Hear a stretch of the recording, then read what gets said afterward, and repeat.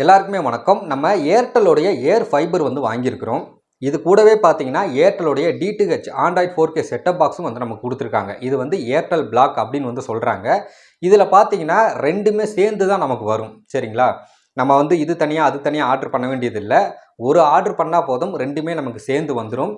மாசம் பார்த்தீங்கன்னா, ஜிஎஸ்டியோட ரூ. 824 ஜிஎஸ்டி இல்லாம ரூ. 700 மந்த்லி பில் வந்து நம்ம கட்டணும். சரிங்களா?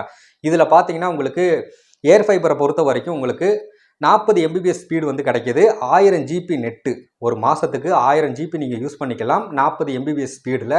அப்புறம் செட்டப் பாக்ஸை பொறுத்த வரைக்கும் உங்களுக்கு 23 விதமான ஓடிடி ஆப்ஸ் எல்லாம் வந்து கொடுக்குறாங்க. ஸோ இதை பற்றி நம்ம நிறைய வீடியோ வந்து போட்டிருக்கிறோம்.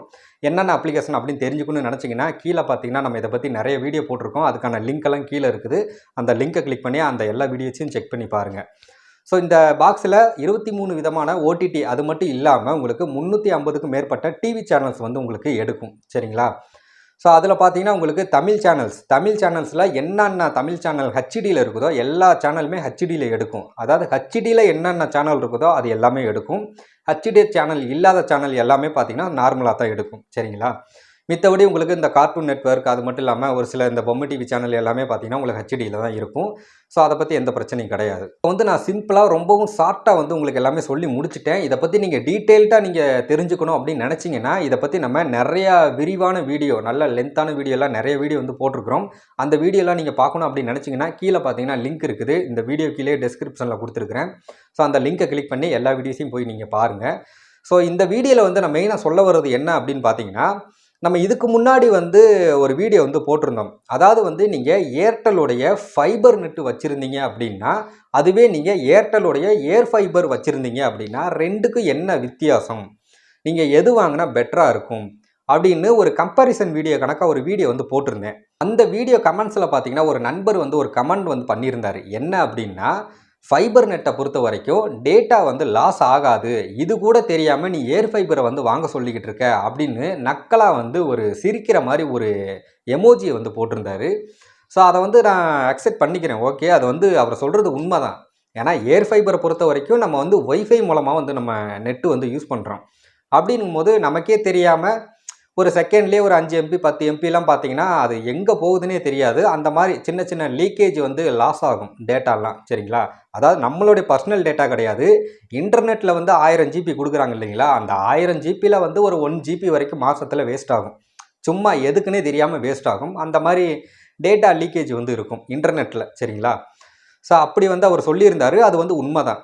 பட் இருந்தாலுமே எந்த விதத்தில் வந்து ஏர்டெல்லுடைய ஏர் ஃபைபர் வந்து பெஸ்ட்டாக இருக்கும். இதாவது ஏர்டெல் ஏர் ஃபைபர் தான் பெஸ்ட்டுன்னு நான் சொல்லலை. ஜியோ ஏர் ஃபைபருமே வந்து பெஸ்ட்டு தான். பட் நான் இங்கே சொல்ல வர்றது என்னென்னா, அதாவது கேபிள் மூலமாக வருது பார்த்தீங்களா ஃபைபர் நெட்டு, அதெல்லாம் பார்த்தீங்கன்னா தரைக்கு அடியில் பார்த்தீங்கன்னா மண்ணுக்குள்ளேருந்து வரும் கேபிள். அப்படி இல்லைன்னா யாராவது வேறு வீட்டில் வந்து லைன் இழுத்துருந்தாங்க அப்படின்னா அவங்க வீட்டிலேருந்து அந்த கேபிளை வந்து மாடி வழியாக கொண்டு வருவாங்க. அந்த கேபிள் வழியாக தான் வந்து கொண்டு வந்து உங்களுக்கு உங்கள் வீட்டுக்கு வந்து இன்டர்நெட் வந்து கொடுக்க முடியும். சரிங்களா? நான் சொல்கிற இந்த ஏர் ஃபைபர் பார்த்தீங்கன்னா உங்களுக்கு எந்த விதமான கேபிளும் தேவையில்லை. மேலே பார்த்தீங்கன்னா ஒரு ரிசீவர் பாக்ஸ் வச்சுருவாங்க. அதுலேருந்து பார்த்தீங்கன்னா உங்களுக்கு ஈத்தர்நெட் கேபிள் வரும். அந்த கேபிளை வந்து ரூட்டரில் மாட்டிட்டோம் அப்படின்னா அந்த ரூட்டர்லேருந்து நீங்கள் பவர் மட்டும் கொடுத்தீங்கன்னா போதும், ஒய்ஃபை ஆன் பண்ணி நீங்கள் டைரெக்டாக இன்டர்நெட் வந்து யூஸ் பண்ணலாம். ஸோ இதுதான் பார்த்தீங்கன்னா ஏர் ஃபைபரு. உங்களுக்கு கேபிள் வழியாக வர்றது தான் பார்த்தீங்கன்னா ஃபைபர் நெட்டு. சரிங்களா? அது ஃபைபர் நெட்டு பார்த்தீங்கன்னா ஏர்டெல்லையுமே இருக்குது. சரிங்களா? ஸோ அதில் தான் ஒரு நண்பர் வந்து இப்படி சொல்லியிருந்தார். ஸோ இதுக்கு வந்து ஒரு பதில் வந்து நம்ம சொல்கிற விதமாக ஒரு வீடியோ போட்டுடலாமே. ஏன்னா ஏர்டெல் ஏர் ஃபைபர் அப்படின்னு எடுத்துக்கிட்டோம்னா நிறைய பேருக்கு வந்து இது தெரிகிறது இல்லை. ஸோ அதனால தான் வந்து தெரிவிக்கிற விதமாக ஒரு வீடியோ போட்டுடலான்னு தான் இந்த வீடியோ. ஃபைபர் நெட்டை பொறுத்த வரைக்கும் உங்களுக்கு கேபிள் ஏதாவது வந்து அந்து போயிடுச்சு அப்படின்னா உங்கள் வீட்டுக்கு வந்து இன்டர்நெட் வந்து எடுக்காது. அது மட்டும் இல்லாமல் ஏர்டெல் சைடில் இருந்து அதாவது நீங்கள் எந்த நெட்வொர்க் வந்து எடுக்கிறீங்களோ அந்த நெட்வொர்க்கில் வந்து நெட்வொர்க் ப்ராப்ளம் அவங்க சைடு ஏதாவது வந்து சர்வீஸ் பண்ணுற மாதிரி, ஏதாவது மெயின்டெனன்ஸ் பண்ணுற மாதிரி, கேபிள் ஏதாவது வந்து சேஞ்ச் பண்ணுற மாதிரி ஏதாவது ஒரு ஒர்க் இருக்குதுன்னு வைங்களேன், அந்த மாதிரி சமயத்தில் உங்களுக்கு வந்து ஃபைபர் நெட்டில் வந்து இன்டர்நெட் வந்து எடுக்காது. இதுதான் பார்த்தீங்கன்னா ஒரு மிகப்பெரிய ஒரு பிரச்சனை அப்படின்னு சொல்லலாம். பட் இருந்தாலுமே நிறைய நண்பர்கள் வந்து நானுமே வந்து ஃபைபர் நெட்டு தான் வச்சுருக்கிறேன், ஆனால் எனக்கெல்லாம் பார்த்தீங்கன்னா அந்த மாதிரி கேபிள் அந்து போகிற பிரச்சனை, இந்த மாதிரி மெயின்டெனன்ஸ் பண்ணுறதுக்காண்டி நெட்டெல்லாம் வந்து கட் பண்ணுறது, இந்த மாதிரி பிரச்சனையெல்லாம் எனக்கு இது நாள் வரைக்கும் வந்ததில்லை அப்படின்னு நிறைய நண்பர்கள் வந்து சொல்லிக்கிட்டு இருந்தாங்க. ஸோ ரொம்ப ரொம்ப மகிழ்ச்சி தான். உங்களுக்கு வந்து இன்டர்நெட் கரெக்டாக எடுக்குதுன்னா ரொம்ப சந்தோஷம் தான். அதை பற்றி எந்த பிரச்சனையும் இல்லை. பட் ரீசெண்டாக பார்த்தீங்கன்னா நம்ம இன்ஜினியரிங் ஃபேக்ட் அந்த சேனல் எடுத்துக்கோங்க. ஸோ பை இம்பேக்ட் இந்த 2 சேனலுமே தெரியும் அவரை பற்றி உங்களுக்கு. நம்ம பாய் தான். அவர் தான் வந்து ரொம்ப டீட்டெயில்டாக அந்த ஏர்டெல்லை பற்றி சொல்லியிருந்தார். ஏன்னா அவர் ஃபைபர் நெட்டு தான் வச்சுருக்காரு. அவர் என்னென்ன கஷ்டங்கள்லாம் குஷ்டங்கள்லாம் அனுபவிச்சதை அது எல்லாமே பார்த்தீங்கன்னா அவர் வீடியோவில் சொல்லியிருந்தார். அவருக்கெல்லாம் அந்த பிரச்சனை வந்திருக்குது சரிங்களா. நான் சொன்ன பிரச்சனையெல்லாம் அவருக்குமே பார்த்தீங்கன்னா அந்த மாதிரி பிரச்சனையெல்லாம் வந்திருக்குது. ஸோ அதை மீன் பண்ணி தான் வந்து சொல்லியிருந்தேன். பட் நிறைய பேத்துக்கு அது வராது. ஏன்னா 100ல் 100 பேருக்குமே அந்த பிரச்சனை வரும்னு நான் சொல்லலை. ஒரு 100ல் ஒரு 10 பேத்துக்கு இந்த பிரச்சனை வரும்னு தான் நான் சொல்ல வர்றேன். மித்தபடி வேறு ஒன்றும் இல்லை. ஓகே, இப்போ இந்த ஃபைபர் நெட் அப்படின்னு வச்சிருக்கிறவங்களுக்கு எந்த பிரச்சனையும் இல்லை. ஓகே, இப்போ நம்ம அந்த டாப்பிக்கை விட்டுறலாம். நான் வந்து ஏர்டெல்லுடைய ஏர் ஃபைபர் வச்சுருக்கிறேன். இப்போ வந்து நான் இந்த ஏர்டெல்லுடைய ஏர் ஃபைபரை பார்த்தீங்கன்னா நான் வீட்டில் இருக்கும்போது மட்டும்தான் நான் யூஸ் பண்ண முடியும். நான் வெளியிலலாம் போயிட்டா இந்த இன்டர்நெட்டை வந்து என்னால் யூஸ் பண்ண முடியாது. ஏன்னா ஒரு 10 அடி தூரம் அங்கிட்டலாம் தாண்டி போயிட்டேன்னு வைங்களேன், எனக்கு இந்த ஒய்ஃபை சிக்னல் வந்து கிடைக்காது. அப்படிங்கும்போது என்னுடைய மொபைல் டேட்டாவை ஆன் பண்ணி தான் நான் வந்து இன்டர்நெட் வந்து யூஸ் பண்ணணும். இப்போ நான் எங்கேயாவது ஊருக்கு போகிறேன்னு வைங்களேன், மாதம் பார்த்தீங்கன்னா இவங்க வாட்டுக்கு பில்லை போட்டு தள்ளிடுவாங்க. அப்படின்ற பட்சத்தில் நான் இன்டர்நெட்டே யூஸ் பண்ணாமல் எதுக்கு நான் பில் கட்டணும்? ஒருவேளை நான் பில் கட்டிட்டேன், ஆனால் அந்த மாதத்துக்கு உண்டான இன்டர்நெட்டெல்லாம் நான் யூஸ் பண்ணணும். ஆனால் இப்போ நான் ஊரில் இருக்கிறேன், என்ன பண்ணுறது? அப்படின்ற மாதிரிலாம் உங்களுக்கு ஒரு யோசனை வரும் இல்லைங்களா. அந்த மாதிரி நேரத்தில் நீங்கள் உங்களுடைய ரிசீவர் மேலே பார்த்தீங்கன்னா அந்த ரிசீவர் பாக்ஸ் வச்சுருப்பாங்க இல்லைங்களா, அந்த பாக்ஸை நீங்கள் தனியாக கழட்டிக்கோங்க. கீழே பார்த்தீங்கன்னா ரூட்ரு இருக்கும், அந்த ரூட்டரையுமே தனியாக கழட்டிக்கோங்க. ஒரு சின்ன சைஸில் ஈத்தர்நெட் கேபிள் மட்டும் நீங்கள் வாங்கிக்கோங்க சரிங்களா. இந்த ரிசீவரையும் இந்த ரூட்டரையும் வந்து கனெக்ட் பண்ணுறதுக்கு ஈத்தர்நெட் கேபிள் சின்னதாக ஒரு 1 மீட்ரு 2 மீட்டருக்குள்ளே வாங்கிக்கோங்க. அவ்வளோதான்.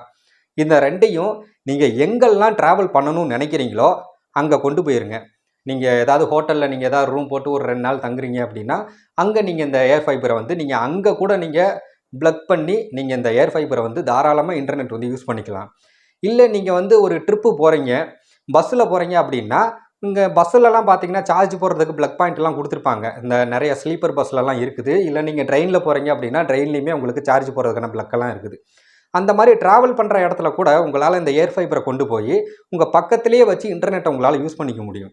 நீங்கள் காரில் போகிறீங்க அப்படின்னா காரில் போகும்போது கூட நீங்கள் காரில் வந்து தனியாக ப்ளக் பாயிண்ட் வச்சுருக்கீங்கன்னா அதிலிருந்து கூட நீங்கள் கரண்ட் சப்ளை கொடுத்து கூட நீங்கள் ஈஸியாக வந்து இன்டர்நெட் வந்து ஆக்சஸ் பண்ணிக்க முடியும். இந்த ஏர்டெல் ஏர் ஃபைபரானது நீங்கள் எங்கெல்லாம் போகிறீங்களோ அங்கெல்லாம் நீங்கள் பேக்கில் கூடவே கொண்டு போய் அங்கே வந்து நீங்கள் கரண்ட் சப்ளை மட்டும் கொடுத்தீங்கன்னா போதும். இந்த ஏர்டெல்லுடைய இன்டர்நெட்டை வந்து ஒய்ஃபை மூலமாக நீங்கள் வந்து இந்த ஏர்டெல்லுடைய ஏர் ஃபைபர் இன்டர்நெட்டை வந்து உங்களால் யூஸ் பண்ணிக்க முடியும். நீங்கள் எங்கே போனாலும் சரி, நீங்கள் கையில் இதை எடுத்து கொண்டு போய் நீங்கள் அங்கேயே கனெக்ஷன் மட்டும் கொடுத்தீங்கன்னா போதும். இமீடியட்டாக அங்கேயே பார்த்தீங்கன்னா உங்களால் ஒய்ஃபை வந்து யூஸ் பண்ண முடியும். நீங்கள் கட்டின பில்லு வேஸ்ட் ஆகவே ஆகாது. நீங்கள் எங்கே வேணாலும் கொண்டு போய் இந்த ஏர்டெல்லுடைய ஏர் ஃபைபர் நெட்டை வந்து நீங்கள் யூஸ் பண்ணிக்கலாம். ஆனால் ஃபைபர் நெட்டை பொறுத்த வரைக்கும் உங்களுக்கு வந்து டேட்டா வந்து லீக் ஆகாது. நீங்கள் யூஸ் பண்ணுற டேட்டா மட்டும்தான் உங்களுக்கு செலவாகும். ஆனால் இதில் பார்த்தீங்கன்னா உங்களுக்கு இந்த மாதிரி அட்வான்டேஜ் எல்லாம் வந்து கிடையாது. உங்கள் வீட்டில் வந்து நீங்கள் ஃபைபர் நெட் வச்சுருக்கீங்கன்னா உங்கள் வீட்டில் மட்டும்தான் நீங்கள் யூஸ் பண்ண முடியும். அப்படி நீங்கள் வேறு இடத்துல யூஸ் பண்ணணும் அப்படின்னா இதே மாதிரி கேபிள் வேறு எங்கேயாவது லைன் கனெக்ஷன் இருந்தால் மட்டும்தான் நீங்கள் அந்த வீட்டில் கொண்டு போய் வச்சு உங்களால் யூஸ் பண்ண முடியுமே தவிர இந்த ஏர் ஃபைபரை வந்து நீங்கள் ட்ராவல் பண்ணும் போதெல்லாம் எடுத்துகிட்டு போய் கார்லேயோ பஸ்லேயோ ட்ரெயின்லேயோலாம் யூஸ் பண்ணுறீங்களா, அந்த மாதிரி பண்ண முடியாது. ஃபைபர் நெட்டை பொறுத்த வரைக்கும் இது வந்து ஒரு மைனஸ் பாயிண்ட் சரிங்களா. ஃபைபர் நெட்டுன்றது கேபிள் மூலமாக வரும். அப்படிங்கும்போது கேபிள் மூலமாக வர்ற அந்த ஃபைபர் நெட்டு உங்கள் வீட்டில் மட்டும்தான் அந்த கேபிள் வரும். நீங்கள் ஒரு வேளை வீடு வந்து இந்த ஊரை விட்டு வேறு வெளியூருக்கு நீங்கள் மாறி போகிறீங்க அப்படின்னா கூட ஏர்டெல்லில் நீங்கள் அதை அவங்கக்கிட்ட சொல்லி அவங்க வந்து நீங்கள் எந்த வீட்டுக்கு காலி பண்ணி போகிறீங்களோ அங்கே வந்து இந்த ஃபைபரை வந்து அவங்க கேபிளை வந்து கொண்டு வந்து கனெக்ஷன் கொடுக்கறதுக்கு ஒரு வாரம் 10 நாள் வந்து இழுத்து அடிச்சிருவாங்க. ஸோ இந்த மாதிரி பிரச்சனைலாம் இருக்குது. இப்போ நான் இந்த வீட்டை விட்டு காலி பண்ணி நான் வேறு வீட்டுக்கு போகிறேன்னு வைங்களேன், ஜஸ்ட்டு இதை மாட்டினதை கலட்டி கொண்டு போய் நான் அங்கே வச்சுட்டா போதும், வேலையே முடிஞ்சிச்சு. ஏன்னா எனக்கு இதனால் எந்த கேபிளுமே எனக்கு தேவையில்லை. ஏன்னா இது ஒயர்லெஸ் மூலமாக வந்து எனக்கு இன்டர்நெட் கிடைக்குது. ஸோ அதனால தான் நான் சொன்னேன் ஏர்டெல் ஃபைபர் நெட்டை விட ஏர்டெல் ஏர் ஃபைபர் நெட்டு வாங்கிக்கோங்க. ஸோ இது வந்து உங்களுக்கு அட்வான்டேஜ் வந்து நிறையா இருக்குது அப்படின்னு ஒரு காரணத்தோடு தான் நான் சொல்லியிருந்தேன். ஃபைபர் நெட்டுக்கும் ஏர் ஃபைபர் நெட்டுக்கும் இது தாங்க வித்தியாசம். ஏர் ஃபைபர் நெட்டில் பார்த்தீங்கன்னா நிறைய அட்வான்டேஜ் வந்து இருக்குது. அதுவே நீங்கள் ஃபைபர் நெட் எடுத்துக்கிட்டீங்க அப்படின்னா உங்களுக்கு இந்த மாதிரி அட்வான்டேஜ் எல்லாம் கிடைக்காது. நீங்களே ப்ராக்டிக்கலாக வந்து யோசிச்சு பாருங்கள், உங்களுக்கே நல்லா புரியும். நான் சொல்கிறது வந்து சரியா இல்லையா அப்படின்றத நீங்களே கமெண்ட் செக்ஷனில் வந்து கமெண்ட் பண்ணுங்கள். ஸோ அந்த வீடியோ பார்த்து உங்களுக்கு பிடிச்சிருக்கும் புரிஞ்சிருக்கும் நான் நினைக்கிறேன். அப்படி இந்த வீடியோ பிடிச்சிருந்துச்சுன்னா லைக் பண்ணுங்கள், ஷேர் பண்ணுங்கள். நம்ம சேனலில் நிறைய பேர் சப்ஸ்கிரைப் பண்ணாமல் பார்க்குறீங்க. சப்ஸ்கிரைப் பண்ணி பக்கத்தில் உள்ள பெல் ஐக்கானை கிளிக் பண்ணி ஆலில் செட் பண்ணிக்கோங்க. மீண்டும் ஒரு சூப்பரான வீடியோவுடன் உங்களை வந்து நான் சந்திக்கிறேன். நன்றி, வணக்கம்.